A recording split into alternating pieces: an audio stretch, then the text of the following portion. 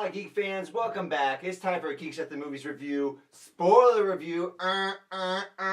Spoiler review of Batman vs. Superman, Dawn of Justice. Jacob, we went and saw this in IMAX. Yes, we did. Tell me, what were your initial thoughts? You were going in, we were really hyped for this movie, right? Yeah, I was really hyped. I did watch some reviews that were not as positive as I was hoping for, so I lowered my expectations a little bit. I kept them managed. I went in, and I had, even though I had a lot of problems with the movie, I still had a good time. I thought it was fun, even though it was, a little depressing, but it had that style that I like from Man of Steel, and that's what really mattered. And those were my initial feelings going in seeing this movie. What did you think? Jacob, I think I have a similar opinion to you. This movie I thought was a hot mess. Yes. But I loved it. I really had a great time, even though there's a lot of structural issues, plot issues, a lot of weird stuff happening. It doesn't really make any sense. As soon as you think about it for a moment, you go, wait, that didn't make any sense. But it's the style. Yeah. It had that same style as Man of Steel. It had that epic style, a style where it brought to life a godlike character, Superman. Yeah. It's always been the problem with Superman for me. I always hated Superman, and one of the reasons I hated him is that I grew up watching cartoons or shows that they couldn't do him right. So I remember when I was a kid, I watched this 50s series, Superman, live action from the 50s. And it's as bad as you can imagine, right? He's fighting bank robbers, and it's really terrible special effects. And it's and he's wooden and lame, and I hate him. Here, he actually can show his godlike abilities. Yes. That's what I like. Yeah. So tell me more, Jacob. All right, so the big standout in this movie was Ben Affleck as Batman. He was awesome. And it's kind of funny because, when they first announced Ben Affleck as Batman, everyone was like, oh my god, that's so terrible. And now that's the only thing that everyone is saying that they liked about the movie. Yeah. It's the only thing. It's the universal. Yes. And so I was really happy with his performance in that movie. Another thing, it was a smaller thing, but it was another positive, was Gal Gadot as Wonder Woman. Even though she wasn't great, she didn't detract from the role at all. Right. She did what she was supposed to do in a smaller role in this film. And I was worried about her, how bad were her lines going to be?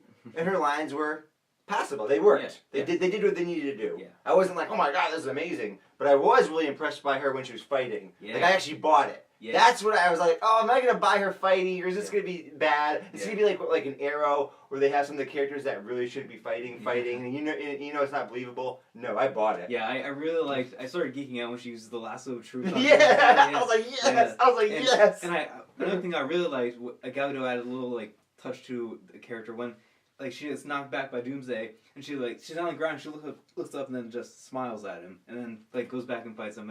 She's a warrior! Yeah, I really liked her role in this film. And then this is another thing that was a negative and a positive for me. I'll start with the positive part about it, was the Dawn of Justice parts of the movie, because I really liked that Batman nightmare scene. Yes, that was awesome. That was incredible. And then, even though it was very lazy writing, I liked the whole Justice League email thing. the LexCorp people, they take the time to draw the logos and everything. That was... It was super lazy writing. Really lazy writing. But I just like seeing, Jason Momoa as Aquaman, then Ezra Miller as the Flash. I was really surprised that we got to see the Flash in this movie. Twice. Yes, twice. You saw him in the email, the amazing email reveal, but you also saw him in that from the Flashpoint Paradox. Yeah, a reference to a comic book. It was a dream inside a dream. Yeah. But no, I don't think it was a dream. I think he woke up from the dream. Yeah, he woke up from the dream, and then that happened, but then he woke up again. No, because in the background you can see papers moving. Okay. So I think that indicates that part wasn't a dream. Okay, but you can see that the Flash was actually in. I'm guessing that's what they meant to show. Yeah, I'm guessing that we're going to see him go back in time in the Justice League movie to tell Batman about whatever he was talking about. But I have a cool. You say the email reveal was lazy. I agree it was lazy, but I liked some of the videos. Yeah. I like the Flash, and I like the Cyborg. I did not like Jason Momoa's Aquaman. It seemed strange. Shouldn't a lackey be doing this, guarding the borders of Atlantis? Yeah. Why is he just there? And also, they hyped him up so much for this movie. They had his own poster, and then he was just in that one little thing. But the reason let's get into some negatives now. But the negative part about that, about all the Dawn of Justice stuff, was that it was just shoved in there. They were just like, there it is. There's room. We're gonna shove it in there. So it was just like, if we like expected that, but the like average movie going fan was probably like, what was that all about? Yeah, who are those people? Yeah, I don't get it. Like, some people that we saw the movie with during that nightmare scene, well, they agreed they liked it. They had no idea what was going on. They had no idea, and I had to explain it to them, and they're like, they still had no idea what I was talking about. I loved the nightmare sequences myself. I thought the dream sequences were cool. All the dream sequences, Superman's like when he's talking to Pa Kent. Yeah. I liked all that stuff, but other people are gonna be very confused by it. They're just gonna be like, wait, what? I was confused by the Pa Kent scene because I was like, is he really up on that mountain? Like, what the hell? I guess that's just a dream too. It was a dream. Yeah, but this was another problem with the movie. It was horribly edited. Yeah. It was very poorly constructed. Like, it was a 2.5-hour movie, and there was still, like, it still seemed like there was stuff from the scenes that were missing. Oh yeah, like obvious stuff. Like it was weird. Like the cut, you cut from one scene to another so rapidly, and there's some sequences I wonder if they just completely took out. Like, did they actually have a sequence with Batman breaking into LexCorp and they just cut it out completely? Probably. They're probably gonna see that in the 3-hour director's cut. Because I'm like, what the hell happened? Like, oh, this place is all destroyed. Okay. Yeah. You think they would have shown just a brief, like 10-second scene of Batman doing something? I know, and even in the beginning, like, I felt like just the way that Zack Snyder constructed the whole Batman origin, like how he edited that together, and then like he integrated that with the rest of the film. I thought that was very strangely put together. I thought, but overall, it was a fine movie. It did what it. What did you think about Doomsday? Okay, even though I didn't like Doomsday, I really liked that fight. Yeah, that's what I thought. That was my same. I thought, I was like, oh, Doomsday, this is lame. Why is he here? It makes no sense. He's like, he took a Marvel generic villain to the next level. Yeah. Right. He really is Abomination, but even more throwaway. Yeah. Right, from the Hulk. That's what he is. But the fight scene, I love the fight scene. Yeah.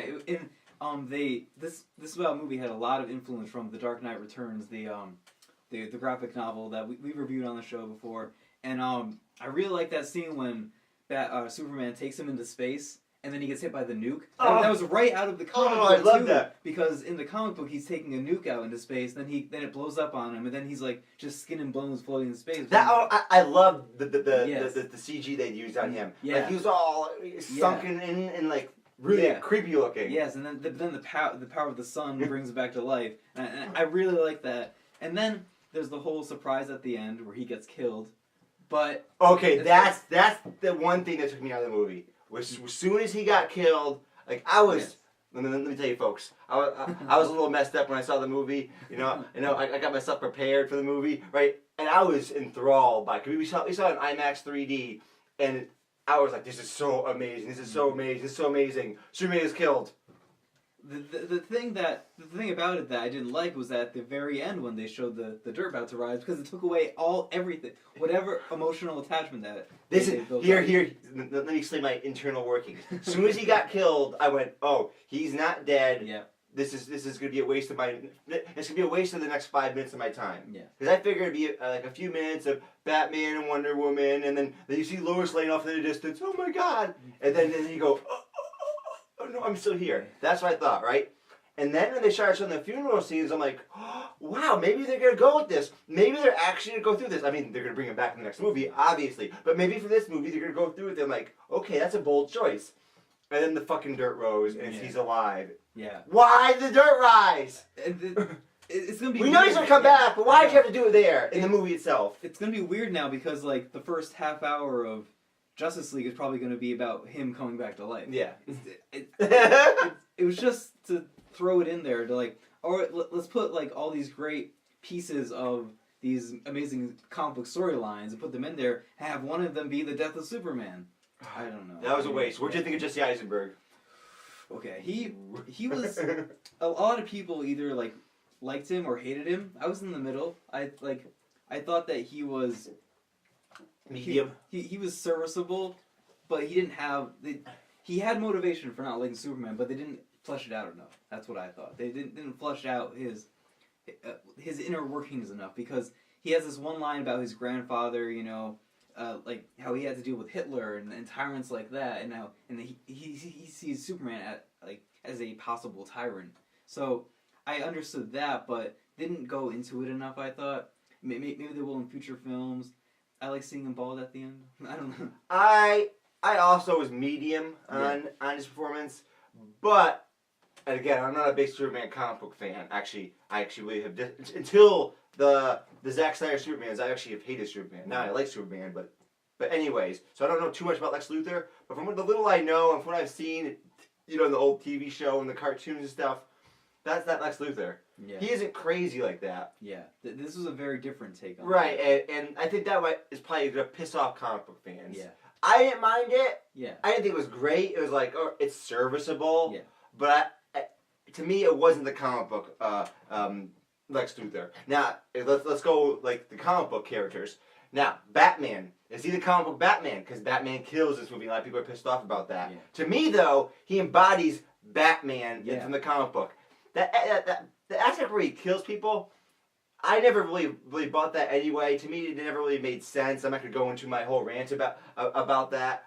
He's in combat. He's fighting guys that are trying to kill him. People keep saying, he's murdering people, he's murdering people. He didn't murder anyone in the movie. It was all in a battle. Yeah. It's self-defense. That's not murder. Yeah. Now, you may not like that. You may not say it's true to Batman's character, but it's not murder.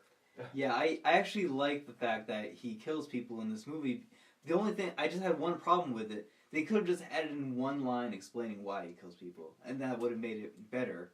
But that's my only complaint about that, though. I just wanted one line of him being like, I lost people, and now, like, I'm going to make people pay for what I've lost now. So, I don't know, I just want one line about that. But it makes sense that he kills people because, I thought he's in a fight. What is he gonna do? Yeah, the combat in this movie reminded me a lot of the Batman Arkham games. Like it was like straight out of the Batman Arkham games. Really, in those games, Batman does stuff where like people wouldn't survive in real life, and he's doing the same thing in this movie, but the people they don't survive. So like he runs people over, and they don't they don't like head out of the way. They get run over. So.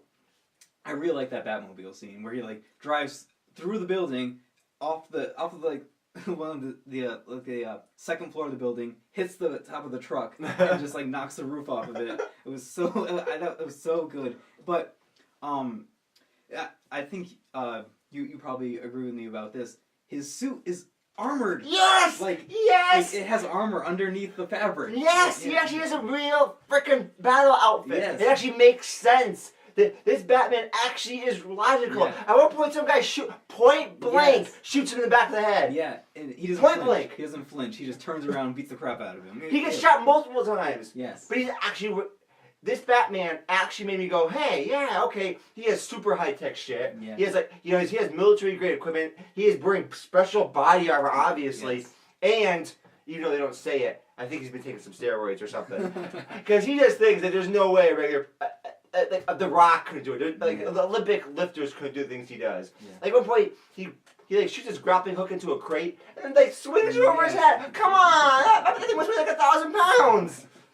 But I don't care because it looks awesome. Yes, it's a powered up Batman. That I was waiting for that whole scene the entire movie because it was getting towards the end of the movie. I was like, when's the scene gonna happen? They didn't cut that scene, did they? Yeah, and then it happens and it was awesome. Damn. And I love the scene. I love at the end when the guy's pointing the flamethrower at Martha Kent. He's like, I'll do it. And then Batman's like, I believe you. And he shoots the canister in the back of his... And it blows up. Yeah, it was great. And then let's go to Superman now.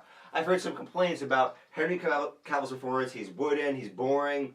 And I thought he was wooden in the first movie. But for me, that's what Superman always has been. Yes. And I remember I grew up watching that 50s Superman TV show on Nick at Night. I don't know why I watched it. I never liked it. And the guy's wooden and boring. I'm like, that's Superman. That's who he is. He's kind of distant and weird and doesn't really show much emotion. Like, to me, I was fine with it. Yeah. Only this works from the Superman that I'm imagining. Yeah. Another thing that I thought they kind of lost track of, though, was Lois Lane in this movie. Because she's just there to, like, get trapped trying to get rid of the speed, or, like, retrieve the spear, and then get saved by Superman, and then throw the spear again, and then have Superman go get it. She was just there just to get thrown off the building again. But they didn't really know what to do with her. Yeah, and so but that was those are all my really all my complaints about the movie is that it was poorly constructed, a little bit of sloppy writing. Well, more than a little bit of sloppy writing. Some of the dialogue was a little shaky. Yeah. But even though I like this movie, I'm actually kind of scared about Justice League now because Zack Snyder and the writer of this movie, Chris Terrio, are on for Justice League. Oh, really? So they don't have time to get rid of either of them now because it's shooting in like a couple weeks or a few weeks. So I hope that Zack Snyder gets off for Justice League Part 2, just like goes off and does his own thing after that. Because I mean, I like both Man of Steel. I think is a better crafted movie than this movie, but I like this movie more than Man of Steel. But that's because I like Batman. I like the other stuff in it. Yeah. See. He just needs to be like another writer, another person to come in and like rein in some of the sloppiness. Because he's great visually. Yeah. Like and the music. Yeah. The music, the audio visual experience is amazing. Hans Zimmer and Junkie XL. Their soundtrack is awesome. Yes. The way they crossed together both Superman's score from Man of Steel and then the new Batman score, and they put it together. Oh. Yeah, it was so great. And but I actually like Man of Steel more still because it was a better crafted movie, a better storytelling. I would say Man of Steel is probably the better movie, but I like this movie more. You see, for me, I wanted it to be, because I believe that everything that needs to be there was there. It was just how they put it together. Right. And it just didn't fit well. And for like the first half of this movie, I was actually hating it. I was like, it's like, damn, this isn't what I wanted. But then they started introducing some of the aspects that I like more, like Batman. And we didn't talk about the most important thing, the Batman-Superman fight. Oh, yeah. Because I like that, too. But they fought for like 10 minutes, and that was it. And I didn't like the Lex Luthor suddenly being the orchestrator of the fight. Pulling the strings. Yeah. Like, that was really weird. And another thing that, him and Batman never conversed about this. Right? It didn't make any sense. Yeah. Like they both happen to want to do this at the same time, and they lure Superman. And Superman, who can hear Lois Lane anywhere in the world, can't hear his mom. I mean, it was it was all a little convenient and easy. Yeah. But I went with it. Yeah. Well, I just want to talk a little bit about the Batman versus Superman fight because that's what the movie was about, basically, overall, but that's what they put in the marketing on. Oh yeah. I really like the scene where he's, Superman, he's the kryptonite gas is wearing off, and Batman's punching him in the face, and then he just stops flinching, and he's punching him in the face. And Superman's just staring at him, and then but it actually made sense, I thought, because they could have just they didn't need to explain how the kryptonite affected Superman because. It weakened him to the point where he was even with Batman's strength with the powered suit on. And the thing about Batman is he knows how to fight. Right. He's actually a real martial artist. He's a real combat fighter. Superman's just some guy that's super strong. He's like Jessica Jones. You remember Jessica Jones compared to Daredevil? Yeah. She just uses brute strength, big swinging punches. Yeah. It's not precise. Batman knows how to fight. Yeah. He's been training for years and years. Yeah, and I actually like that they had didn't end in a tie. They had a solid winner in Batman. That was surprising. I thought it'd be a tie. Yeah, so they were just Batman's obviously the better character, so we're gonna have him win. And then, and I liked how it ended with him I actually never noticed how both their moms' names are the same. Yeah. I thought that was smart. I've heard some people complain about that. I liked it a lot. I thought it was clever. It was an easy way to get them to be back on the same side. Yeah, but you should have just said that at the beginning. Be like, hey, Batman, before you start shooting at me, have my mom. This was all orchestrated by this guy, Lex Luthor. You don't like Lex Luthor either, right? Yes. But no, they didn't bother mentioning that. Yeah, so it was just there so they could have 1 10-minute fight. But I was hoping for at least a couple skirmishes before the overall fight. Well, I mean, Batman does get his Batmobile running Superman. I mean, there's a little bit. Yeah.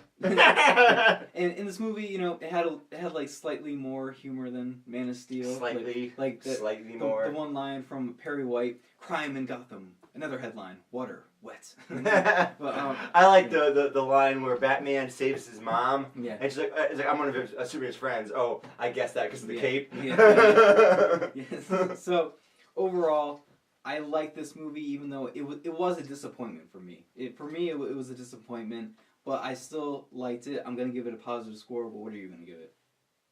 What's your score? You're making me give the score first? Yes. Oh, see, I'm very torn here because this is probably like a 5-star for enjoyment, but this movie's a hot mess. Yes, it is. So I'm thinking this movie is more of a 3-star for what it actually is. But I'm gonna give it 4-star. No, I can't. I'm gonna give it a 3-star for actual my critical review, but 5-star for my enjoyment level. Okay. For me, I'm gonna give it.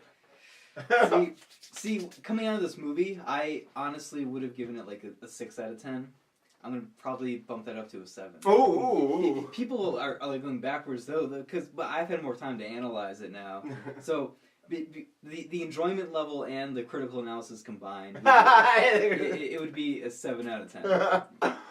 Alrighty then, stay tuned to Geeks at the Movies for more great reviews. We'll catch you guys later.